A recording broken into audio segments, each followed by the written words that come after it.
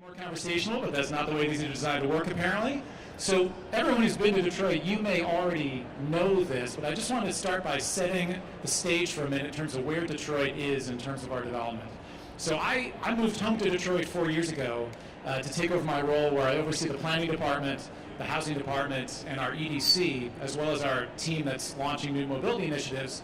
And let me start by saying how not smart city Detroit was 4 years ago. So first of all, obviously, a precondition to being a smart city is not being a bankrupt city. So we've dealt with that.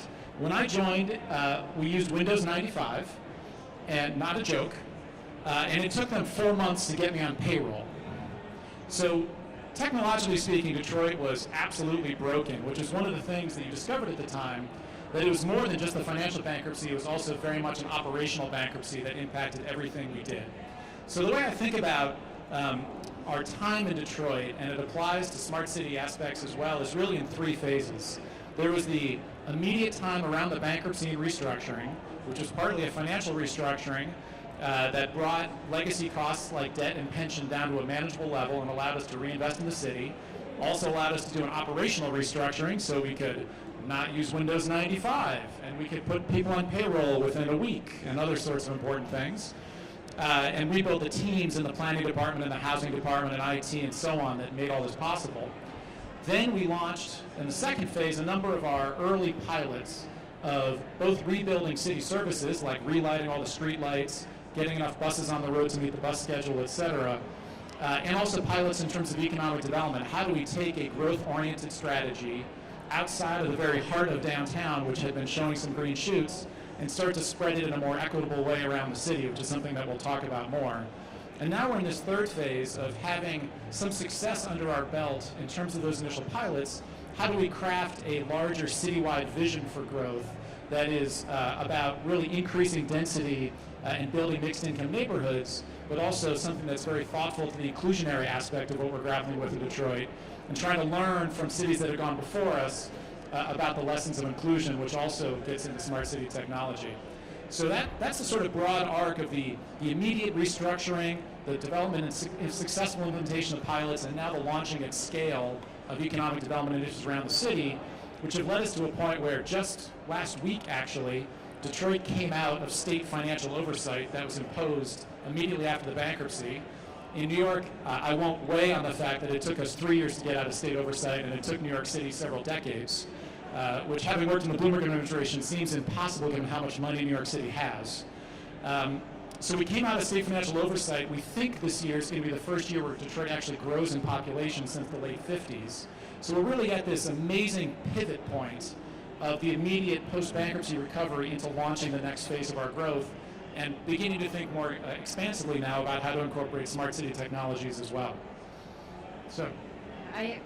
Also coming from a background at City Hall, Detroit City Hall, I have to agree and say that, if the financials aren't sound, then it becomes very difficult to think about things that are a little bit more creative and make the space for considering smart city solutions.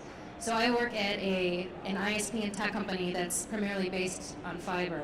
And the want, of course, is to create economic growth in that startup and technology ecosystem and have that fostered in Detroit, but also recognizing how important that providing good services to Detroiters are, but it's very difficult to run an entire city on fiber. And so with that, our organization, considering the importance of sustainable infrastructure and having a sustainable society as it relates to technology and to internet services, we became very focused on sharing and open sourcing learnings about what it means to have a digitally inclusive Detroit. This past fall and winter, we worked with Michigan State University, the Coelho Center, which is an expert in the telecoms area, and interviewed over 500 Detroiters, multiple focus groups, and really learned some key takeaways about how to make the internet and technology relevant to Detroiters. We like to quickly shoot the fact across that Detroit has the starkest digital divide in the country. It's often claimed 40% of Detroiters do not have an internet connection. What we found is 40% of Detroiters do not have, at any particular time, a monthly or current contract with an ISP. What we came to find is, however, that Detroiters are online, it's very mobile dependent, and they're very creative in how the internet is shared, whether that's through hotspots, sharing of guest networks, or through utilizing various resources such as libraries, the Wi-Fi at McDonald's, etc.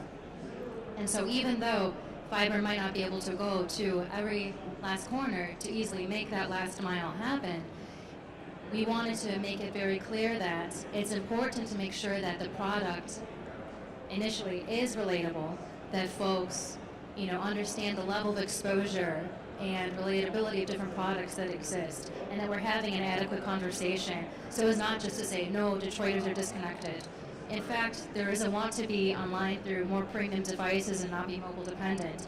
And as we consider public services and different public products that utilize the internet, it's really important to understand what that exposure and relatability looks like, so that we're deploying in a way that isn't considering what our wants or needs are, and we're not conjuring up some sort of trinket that's based on technology, but something that really serves a purpose for the community. And so I know that the city has been working very deliberately on some pilots in terms of applications and technology. Could you share with us a bit about that? Sure, and we've really been operating in baby steps here, I have to say, in terms of how to incorporate technologies into what we're doing. And I'm not implying that technology comes later in terms of like Maslow's hierarchy of urban needs, but it is that along with any investment we make, frankly, the resources, both in terms of financial and just human capital bandwidth to focus on things, are so limited, it imposes a very relentlessly rigorous filtering process to decide where we're going to expend our effort. So we've started in this area in a few key ways. So take our home demolition program as an example. In the years of Detroit's decline, we took massive amounts of the city back into public ownership via tax foreclosure. It's not what we wanted to do, but it was unavoidable for decades.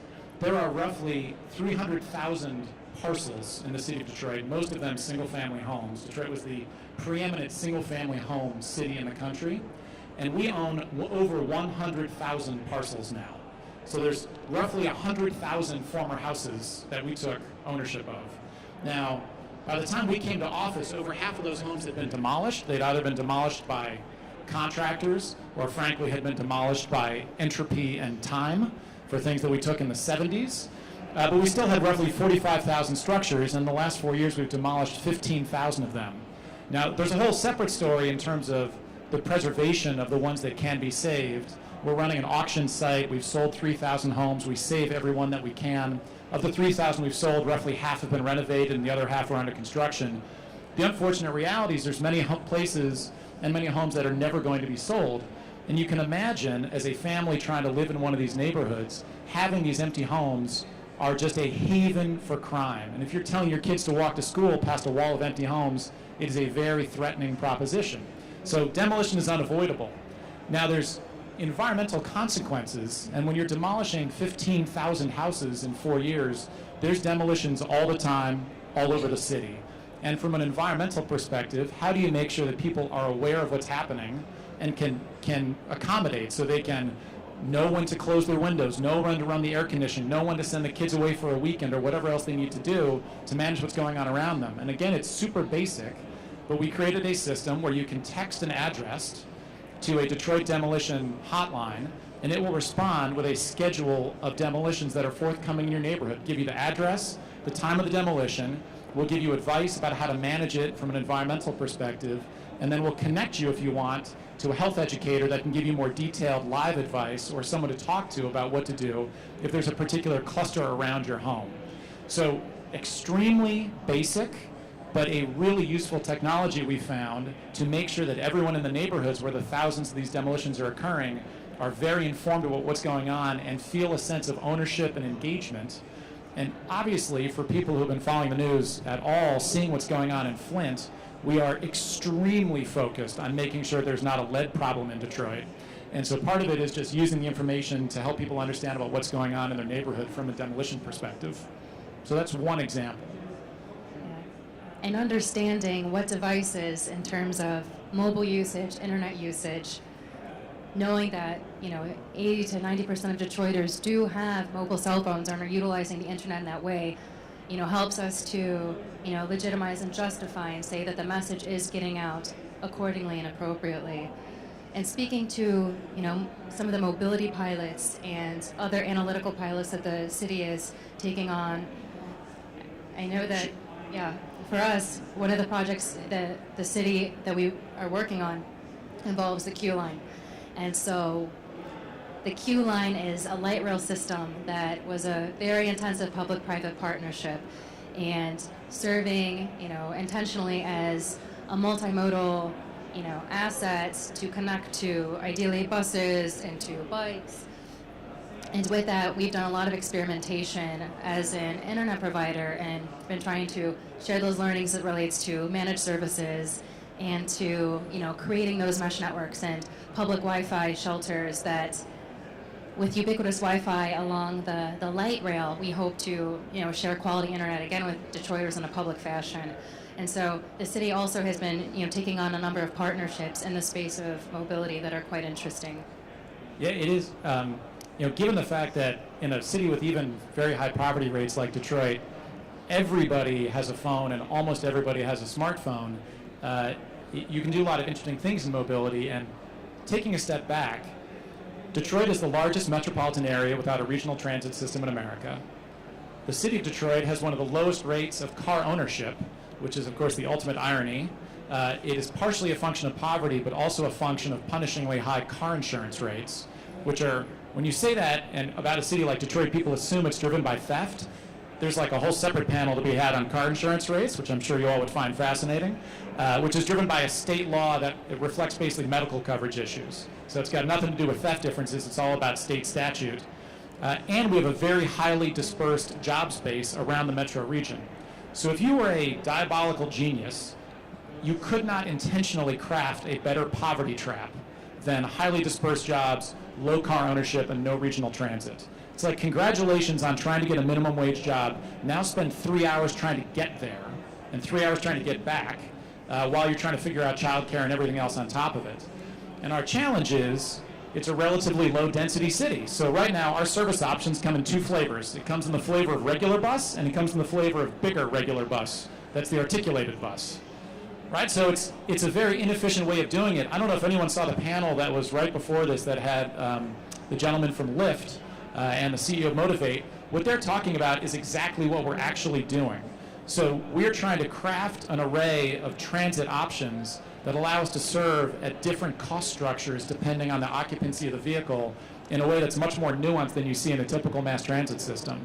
So the pilot actually that we just kicked off this week with Lyft, overnight, so Detroit has about 40 bus lines in the city.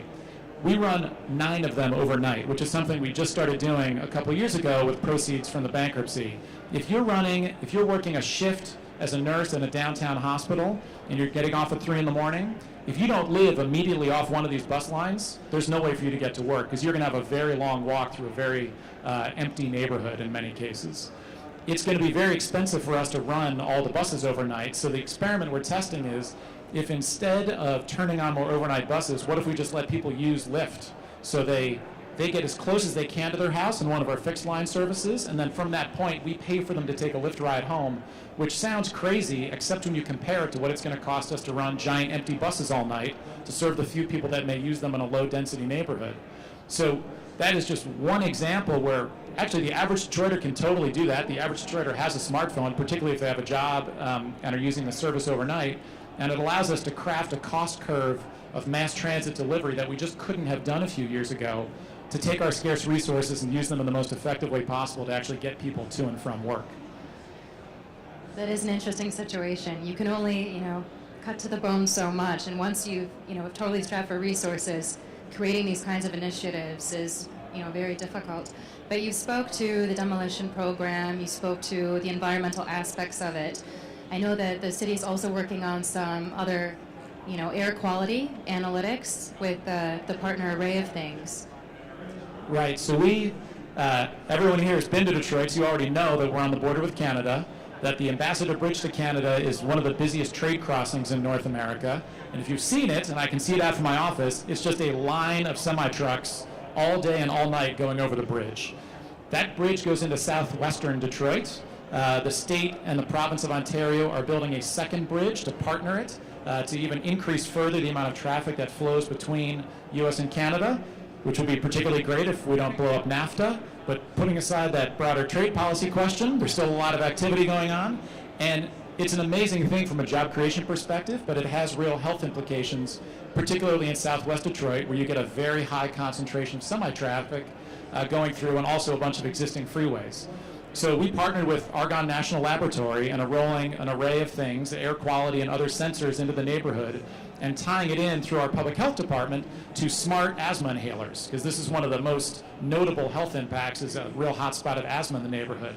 So the smart asthma inhalers will actually communicate back, and the health department will be able to track who is using their inhaler and when, tie that back to air quality monitoring data, and we'll be able to use it, A, to provide more effective health guidance to people in the neighborhood, but also to do things like help to run the traffic, the toll plazas at the bridges, to impose no idling rules, and other things can actually reduce health implications when it's a particularly hot spot.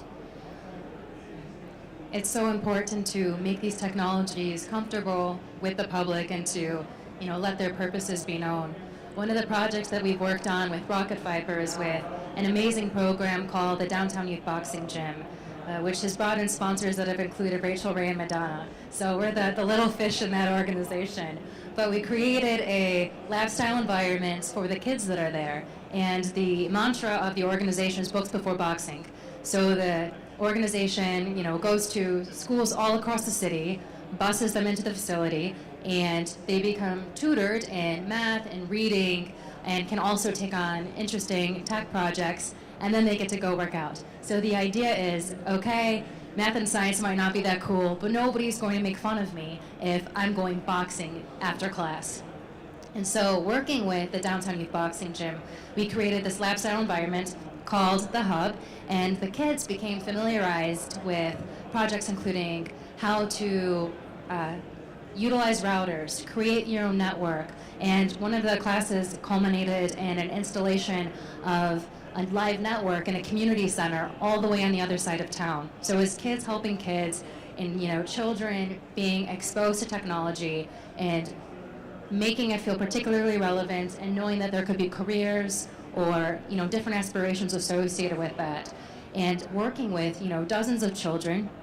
We've had 60-some kids go through the class. We've impacted over 100 in the gym through these different intensives that we've created. It's been so interesting to see the power of the knowledge share between generations. So kids going to their grandmother's house and assessing what their network looks like, or creating a guest network or their own private network that their parents can't get onto, or utilizing these different technologies and fun ways throughout the house as it affects their gaming system or whatever it might be.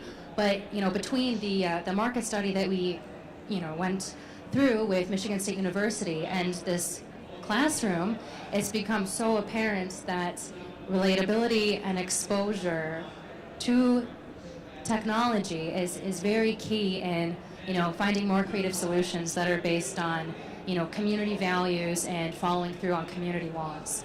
And I know similarly, the city has worked on a variety of pilots that are very interesting, looking at pollution, mobility issues, and as these things become more multi-layered, it's easier, of course, to create investments in a sustainable network.